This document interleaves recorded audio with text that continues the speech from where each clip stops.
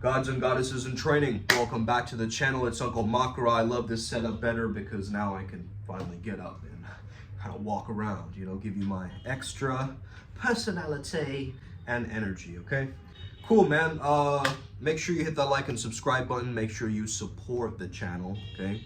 Because the channel creates a bridge towards us and higher consciousness, us and the supreme higher consciousness. So, without further ado, let's get started today. Today I'm talking about pain being the elixir, okay? Very important topic if you're familiar with the archetype of the wounded healer, okay? Now the wounded healer is a very, very powerful archetype, and it was first introduced by Carl Jung, where he called it the wounded physician, and he brought up this archetype. The archetype directly connects to Chiron, who is the son of Apollo, Apollo being the unwounded healer. But it's interesting that Apollo's arrows also have poison in them, and one of those arrows accidentally hit Chiron, okay? So he was poisoned, as well as gotten into this experience of healing others because he knew the pain, okay? And this really resonates with me, man, this topic, because I think this video can help a lot of people, like Mary Louise von Franz, okay? That's her full name. She is one of the women that I respect in psychotherapy, specifically because she said that the beginning roots of psychotherapy was in archaic shamanism. And I 100% agree. I'm a practitioner, I'm a counselor, I'm a positive psychologist, but this kind of stuff, these topics enrich me, right? They fill me with life, and they allow me to not only help myself, but assist my students who are a part of Primal Sutra, the Flow Zone Collective, and so forth. By the way, I consider all of you students, okay? Anybody who's done a session with me, any single person, okay?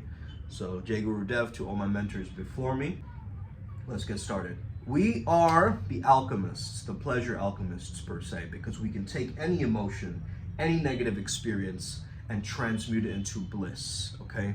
And this is a very, very powerful topic, because this literally is the solution to everything, right? Like, you have to know how to use the suffering in your life and find meaning in the suffering.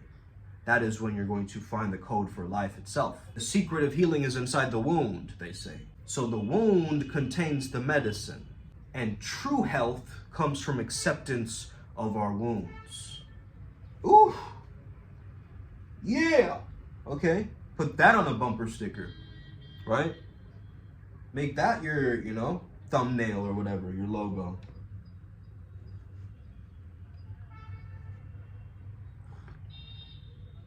Leslie Lloyd said, "He who tracks his shadow's path and sees it for what it is, sees the path that creates the shadows in others."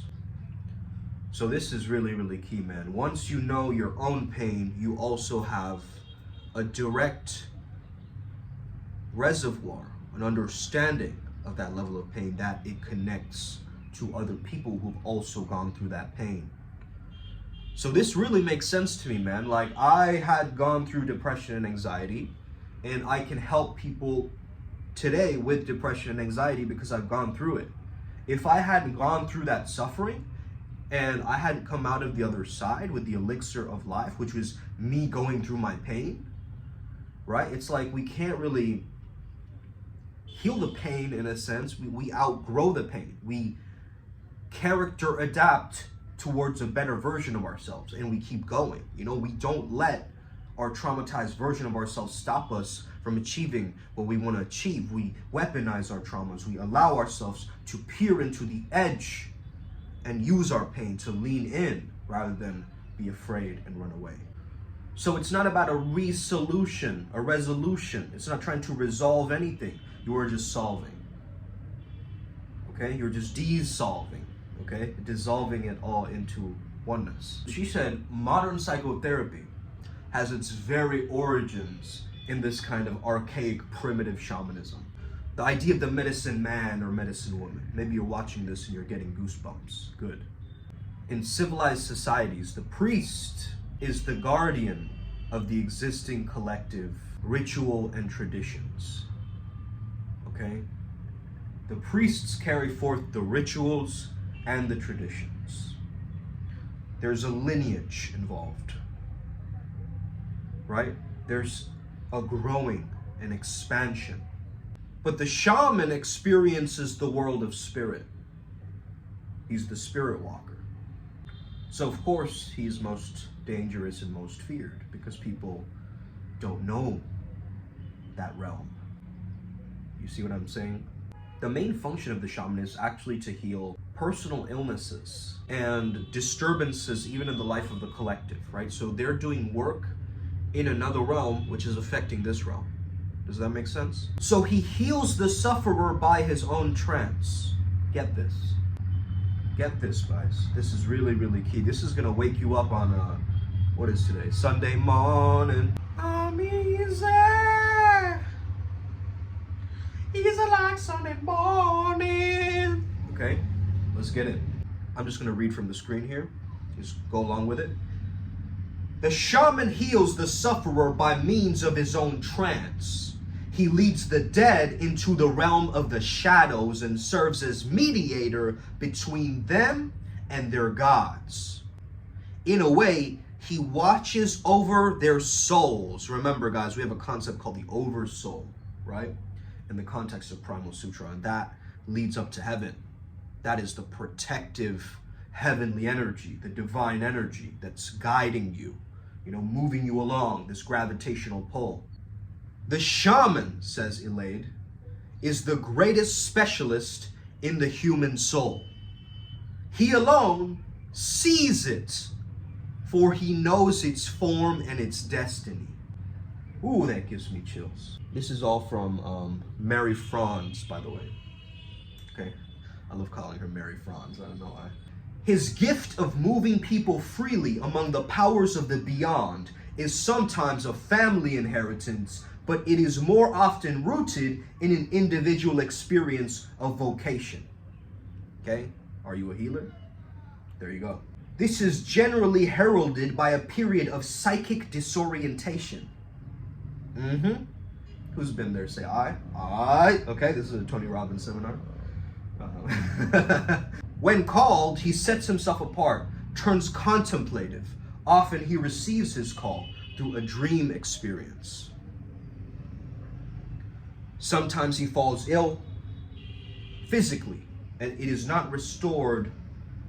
Sometimes he falls ill physically and is not restored to health until he begins to shamanize. I think we found ourselves a clue, guys. When you're feeling bad, when you're feeling ill, you've stopped your medicine work. You've stopped your healing work. You've stopped your shamanism. You've stopped your alchemy, right? You've put a clog in the dam of your own prana, your own energy, your own flow. So now it's time to revitalize it. Revitalize it. Oh yeah, revitalize it. Revitalize it. Oh yeah. This is a quote by Terence McKenna. The shaman is not merely a sick man or a madman. He is a sick man who has healed himself. Okay? It is our own hurt that gives the measure of our power to heal. You guys are getting the theme of this video, right? This is by Simone Weil. Okay? Pain and suffering are a kind of currency passed from hand to hand until they reach someone who receives them but does not pass them on. Okay? They're saying that this pain belongs to me, actually. And I'm going to use it as rocket fuel. I'm going to use it as something that is substantial, sustains me, fulfills me in this world, right? Is something that will guide me to my excellence, to a higher standard, to a new level of growth. Let's get it. Upward spiral, gang. Here we go. Into the echo chambers of this quantum realm. Make sure you hit that like and subscribe button, baby, because you know you love these videos and you know you keep watching and watching and watching and watching. It's all good, baby G. This is how we gotta treat it, okay? This is that metamorphosis, how we try to assist every single time that we spit, every time that we heal. Let's keep going with this, guys. The capacity to be at home in the darkness of suffering, and there to find germs of light and recovery. Wow. It is the archetype at the bottom of all genuine healing procedures, the wounded healer, okay? As long as we feel victimized, bitter, and resentful towards our wound and seek to escape from suffering it, we remain inescapably bound to it. This is neurotic suffering as opposed to the authentic suffering of the wounded healer, which is purified. Woo! Which is purified. Ah! Okay, we're cleaning up the wound with a bandage and a spray. Okay? Hallelujah. The wound can destroy you or it can wake you up. Which one are you gonna choose, huh? As Carl Jung wrote, the doctor is effective only when he himself is affected. Only the wounded physician heals. Get that, guys. Okay? So if you are trying to sell a money program and you've never been broke, you've never gone through that climb, get out of here. I don't trust you with my money. No way. No way. If you've been a millionaire multiple times and you found ways to do it, I congratulate you. Actually. Because you found the code, clearly. I can take the money away from you, you still have the skill set of getting it back. And that's the beauty, guys. We have to treat ourselves greater as shamans. Because we need more healers on this planet more than ever. You fucking know that shit, right? You know, you're watching with gravitas and entertainment, and your eyes are tuned in and wired in because you understand this one thing, that the planet needs more healers now more than ever. And whether that comes from Reiki or Rykov or hypnosis or quantum theta healing, or, you know, you speak to Chewbacca in the astral, it doesn't matter to me. What matters to me is how you are using our tech with your tech to find the perfect balance, the harmony of your internal world, so you come across as a shaman of your tribe, as the healer of your community, as the priest or the preacher who steps into that role and takes over according to their most chakra dominant path working. It finds all their 7 deities and 7 above and 7 below and understands their connection with the Akashic records and their higher timelines. Let's go. Now, nobody's talking about these things because they're too scared. What? They're scared of rejection, humiliation. This guy's crazy. I don't know what he's on about. Yeah, that guy is kind of trippy, man. I watch some of his videos sometimes. I'm not interested in you guys.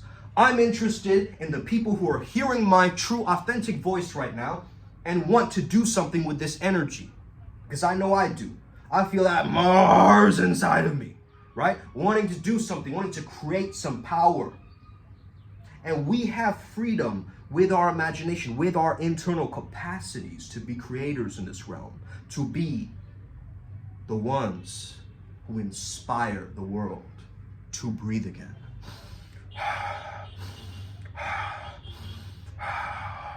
Right? To breathe deeper into their origin points, into their bellies, into their balls, into their ovaries, into their lower dantian, into their hara lines as the chi builds up as a reservoir and flushes out all the toxins that do not belong anymore, flushes out all the insecurities and negativities that do not belong. I now banish them from this realm for to never exist again. For you are on Primal Sutra's channel and you remain protected with this path working and the deities that come to support it. Hallelujah. Because as we keep editing these little images in the cosmos, in our own visual fields, we start to emanate brighter. We start to grow. We start to expand with our power because we understand that the only limit is mental. And we understand if it's mental connected to the physical, which is connected to the spiritual and the energetic and the emotional body, we also get that we're hitting a lot at once, like a domino, once we remove that one limiting belief, that one block, damming up your chi, not allowing you to fully express yourself in your highest timeline capacity. Your people need you, your tribe needs you, and you've been letting them down. And so let me ask you, are you going to keep letting them down, or are you going to rise up and show up for your people like they deserve? Let's get it, upward spiral, gang. May we never be the same again. Us. I love this. Let's go.